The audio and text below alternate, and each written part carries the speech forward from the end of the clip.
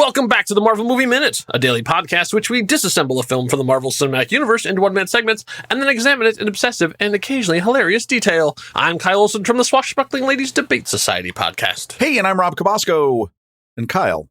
Yes, sir.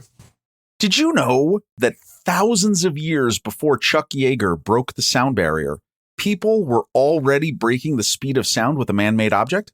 Oh, I think I know what it is. It's whips. So, wait, was that what you thought it was? It was what I thought. And when a problem comes along, Rob, you must whip it.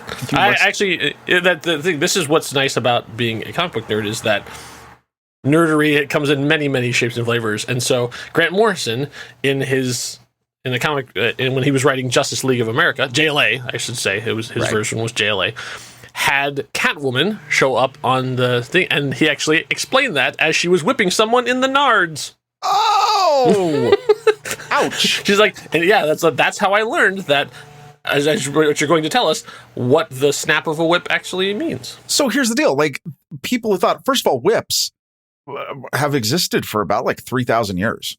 Like, these are early on in human civilization. And yes, certainly not going to turn a blind eye to the fact that they are used for horrible things, right? Or on animals and people to inflict pain or even just the fear of pain to get them to do certain things. I mean, we understand that, right? And honestly, who brought the whip back? It's Indiana Jones, right? Like, I don't know. In terms of pop culture, I don't know what else you'd say on that. But I think that's right. I think it came from Zorro, and then I think Zorro was, and Indiana Jones was heavily influenced by Zorro. Right.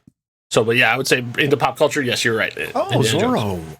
Oh, that's a really good. I missed. Okay, Zorro, and also Zorro also probably is the inspiration for Batman as well. Zorro is very, very important in the world of pop culture lineage. But indeed, another whip aficionado. Oh my goodness, yes. Okay, so when you get into whips, here's the deal. For a long time, people thought that the sound, that supersonic crack, is what that you get from a whip. That it may have been the way of the last section of the whip slapping back against itself where it makes this hairpin turn in the air.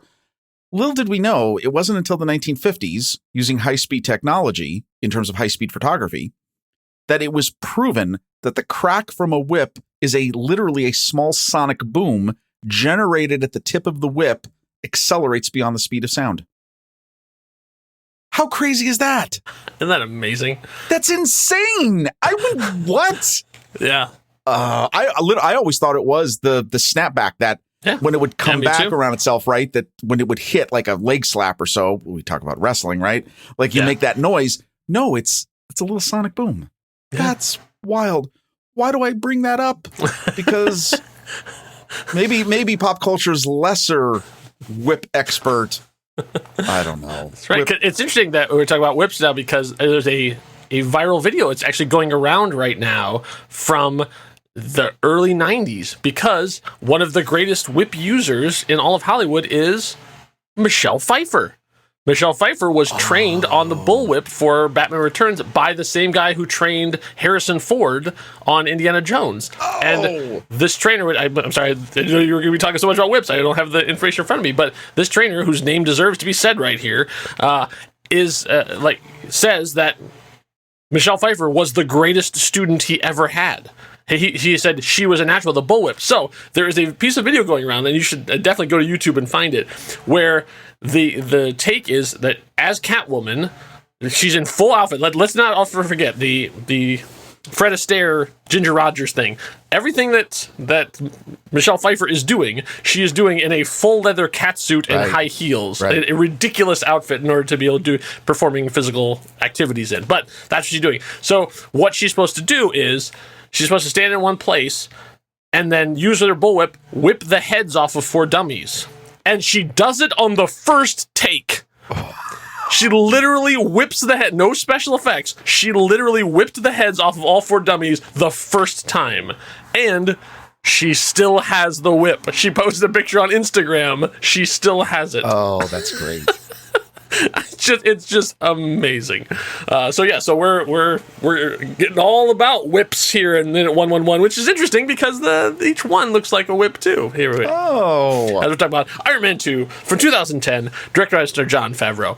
But before we get into whipping, we actually missed something. I didn't know until I started doing research for these minutes. We actually missed Scarlett Johansson's picture wrap. Ladies and gentlemen, Scarlett Johansson is done. That was her talking to Tony on the intercom. That's it. She's done. That was her last shot.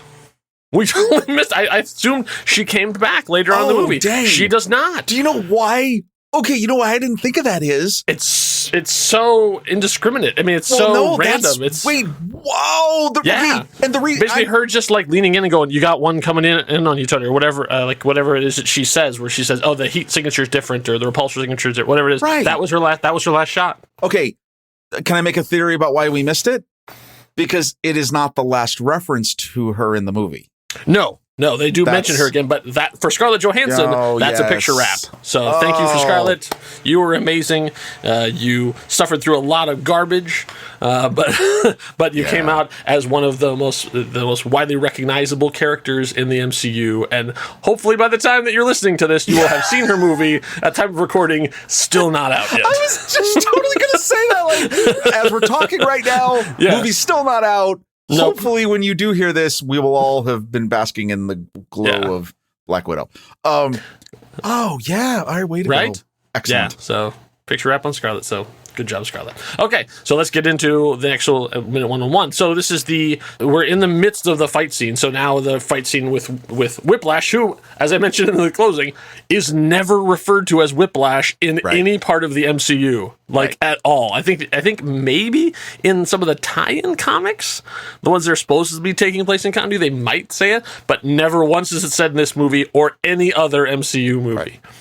But this is the first time where we get to see the justification of why whips are good in this situation. Like this minute, at minute 111, you finally go, oh yeah, whips actually can be pretty good when you couple them with an Iron Man suit. Because essentially that's what he's in. He's in a hammer suit, technically. But Tony decides, like, hey, you're a big, clunky, heavy thing. How about I just fly away? And Ivan says, no. He whips him and crashes him right back down to the ground. And Rhodey breaks out an old favorite, Rob. He tries Operation More Bullets. Well, okay, so two things to note on this, and obviously there's a lot of action here. The effects will point out things that the minute pop out. Is basically action, so we're going to have to sort of do a boxer's job, a boxing commentating job of play-by-play. Okay, so one of the things I really love is that when Tony takes off, he's certainly going for the gold medal in figure skating. Yeah, because he does quite the toe loop. He pirouettes into the sky, which is you missed this, right? Like, no, he's doing the full 360 as he's taken off. And I think this is kind of cool in that you see we'll see some things here in the sensors where Whiplash, when he takes him with the one whip, pulls him back down. Great action move, and yes, this shows you that these can actually be a viable combat mechanism. But when Tony hits the ground, the back of his head hits this rock, and for a briefest of second on his heads up display, you can see that it is notating that he has suffered an injury to the back of his head.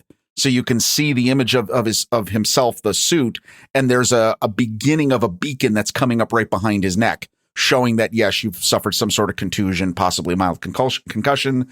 Cool detail in the whole scheme of this sequence is great. And then, like you said, we see that Rhodey has started unleashing a barrage of bullets to him. Here's an issue I have. As he unloads on Whiplash, well, I'll say Whiplash instead of Ivan because I think it sounds cool. Ivan does something very interesting. He raises his arm to shield himself from the bullets. And I honestly question that creative move because, one, he's in a full suit. He's in a full suit of armor, right? Yeah. He shrugged off the ex-wife, which he did not know would not work. Exactly. And wouldn't you think, since, as we will see in a later minute, that's his whole mechanism for these whips, right? Wouldn't you think he seems like a guy that would just stand there and take the bullets to the face. Yeah. because he's got the full armor. And I think it would mean more in terms of his ego and in terms of his anger. And it would also be scarier for the people who are trying to attack him if he just stood there and was like, yeah, I'm not covering my face. Seeing it and going into it very deeply, it really struck me as out of character. That he would do like the Iron Man move, raising his arm up to try to shield himself from that. Anyway. Instinct? I don't know. Yeah, maybe that's it. And then Tony does the full-on bull run right to him to try to take him down. Yeah, doesn't work Rhodey gets whipped. Then we get to see, so Rhodey gets the whip around the neck, and then you get to see he's got retractors like built into the back of the suit. So like all of a sudden he whip pulls Rhodey right to them, and then bam, blasts him in the face. I mean, punches him, I should say. That's right, using parlance. Boom, and then Tony then decides to get back in the fight with a roar.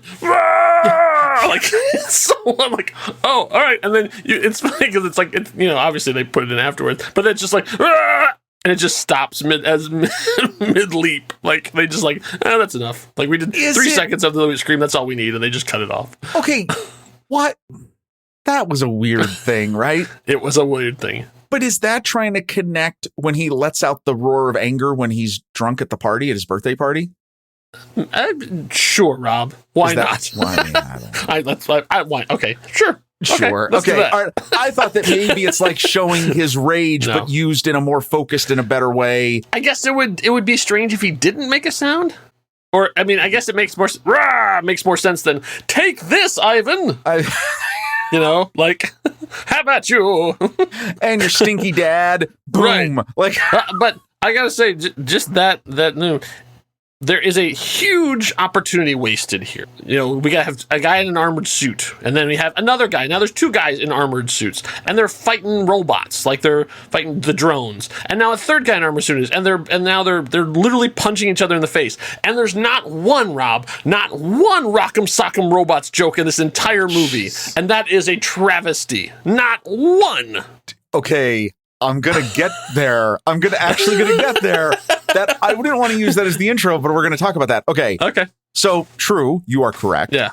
Okay, and I also want to talk about the sequence here when he does do the retraction mechanism where you see the whip. Really cool. Okay, very cool. Yeah. I almost really I wish somebody would have said, "Get over here!" Like when he does the full scorpion mode, right? Because that's what he's doing. Mortal Kombat lovers, get over here, right? Yeah, it would have worked almost the same. But that is such a great view. Where you see the acceleration of the whip and the lighting. What an awesome energy effect. Crackling on it. Yes. Yeah, it's so good. And it does make sense. I mean, that I think is really great to show you the definite evolution of the Whiplash armor, for lack of a better term, right? We talked about this. This is the Mark II.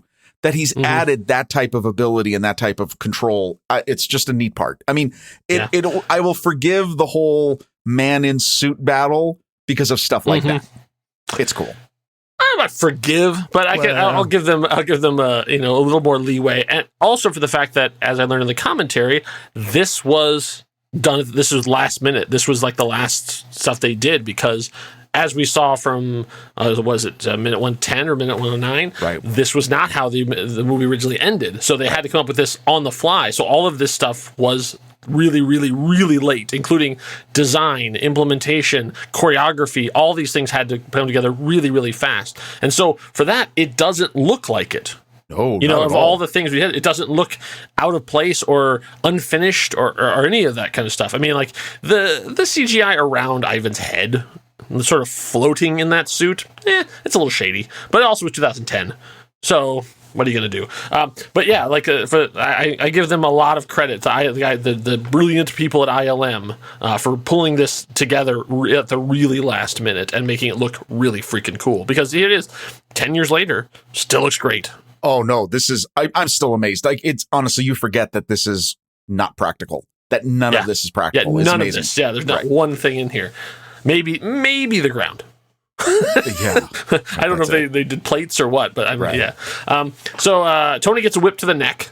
So he's like, it's stuck in place, and then Rhodey, who'd been knocked down, then Ivan then puts his foot on him, and we find out that Ivan used one of the feet from the army drone because it plants itself and like the plates come down and screw into the side. Because even when you and I were watching the minute, you went ooh, as the bits go drilling into the side of the War Machine armor. Well, it's almost like those pneumatic bolts, right? So like we talked about this, the army drones have, because they need more stabilization when they fire their big guns. Yeah. He's got those. They go into the side of Rhodey's armor. Yeah. And he's lucky that his armor is as bulky and big as it is, or else Rhodey would be hurting. Like, because those bolts look like they're like 6 to 8 inches, deep. That's a crazy element. Okay, so I'm gonna have an issue with another part of this. Okay. This sequence happens very quickly. This is all within like 10 seconds, 30, right? Yeah, exactly. This is like half the minute. So Tony gets whipped across like the face and he suffers some battle damage. Yeah. I also like how the display is crackling because of the energy that's going through. No, and we're seeing this, and we should mention on all the HUDs, you're seeing all of the notifications that damage is happening in different parts of their bodies. We only see Ivan's HUD this one shot. There's just one shot of Ivan's HUD. So here's my issue. Okay. We see the way it works in the movie is that he gets Tony, whips him. You see Tony's face inside the suit. You go right to a shot of Ivan's face. Now, I do like this because you get to see that Ivan's heads-up interface is incredibly utilitarian. Yeah. It is lines of code, a few lines of crosshair targeting. That's it. It's all data. It's nothing graphic. It's very similar to what War Machines looked like when he took it over. Even pared down even more. But even pared down even more, which I love the fact that we have been able to design personalities into these heads-up displays. Kudos again to the designers. I just love that. Yeah. Okay, so you see that. We now cut to this shot where he comes up to Rhodey laying on the ground. He's trying to shoot at him. We have this great shot of him putting down his foot. These restraining bolts go in. Oh, and Don Cheadle gives out this ow, right? Like he's feeling it. Massive stuff's going on. And then Ivan retracts his helmet. Yeah. In a boneheaded move. Yeah. Why would you do that? And here's my thing. This is how you make it better. Okay. If you want to take his helmet off, you could do his point of view moment earlier on in the sequence. When Tony is punching him and gives him the uppercut, have him knock his helmet off. Sure. Rock him, sock him. You get the joke. The joke is now in there. You can even make the sound effect. Yeah, okay, completely. And it gives you this little idea that, in the whole time that Ivan's been doing this, he's cut some corners. Right. Like that. Now, again, and I'm glad you prefaced all this with, remember, everybody, this sequence was done really quickly. Right. Oh, that's one way you could have made this better.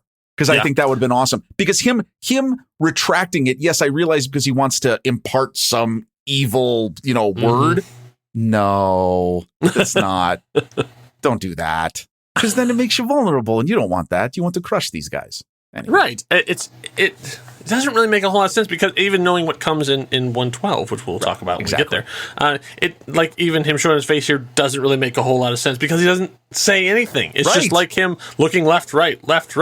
Well, you could have done that with the helmet. It's a moment of vulnerability that plays no point in what he's doing. Yes. Did you think we forgot for minute 110 who was inside the armor? Yeah. Like, 3 people in the scene. Like, I'm okay. Like, I can follow this. Yeah. Yeah, so then they are both then pinned down and can't do anything. Rhodey's on the ground. Tony's got the whip around his neck, can't really maneuver at all. And so that's when Tony comes up with a plan. So Tony says, Rhodes, I got an idea. You want to be a hero? Rhodey says, what? Tony says, I could really use a sidekick. And then finally, he's just like, okay, you're not picking this up. People put your hand up. I know. And then finally, Rhodey's like, oh, the penny drops. He goes, this is your idea?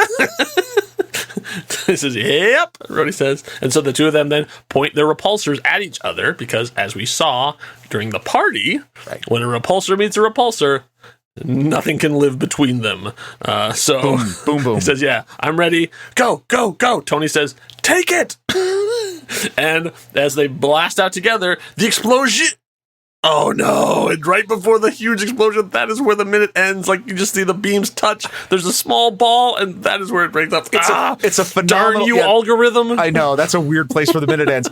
Okay, it's a great shot, though. I mean, because it's awesome. I mean, beautifully rendered. Even though again. Would have been better if there'd have been a third helmet in it, but... Well, no, see it now, okay, but I'm okay with the helmet gone. Like, I'm okay with the helmet gone because in this sequence, right as this is happening, you can visibly see Ivan, his head keep going whipping back. No pun intended. It's whipping back and forth like, wait a minute. What are you doing? What are you doing? Oh, crap. Like, he has the moment where he realizes, I didn't plan for this because you took your helmet off, you big dummy. Like, that's right. What are you doing? Which again, I understand the point of getting the helmet off him so that you can see this. But they don't even cut to like a reaction shot of him. I mean, not even like a uh-oh. I mean, like even it's at a distance because it's the two sides and you can see right over where the beams touch his face. Like, oh. I think the reaction shot is implied in him moving his head back and forth really quickly. Yeah. Like he gets the fact that I didn't think of that. I've been outmaneuvered. I've been outmaneuvered. So. No, like, look, I mean, the effects, the effects are great. This is a cool, I mean, by God, it happens really fast. This final battle is barely 70 seconds. I mean, right? Yeah, exactly. Like the entire, like, from when he shows up to him being taken out of Whiplash is less than 2 minutes. Yeah, really. I mean, that's it. There's a lot of work for him. Not a lot. But you can kind of see, but see, it makes sense knowing the story. I mean, from a production standpoint, you understand why this happened and thank God they did because we saw. Yeah, dude, I'd take this over a mouthful of whipped cream any day. That may or may not be the title of this episode.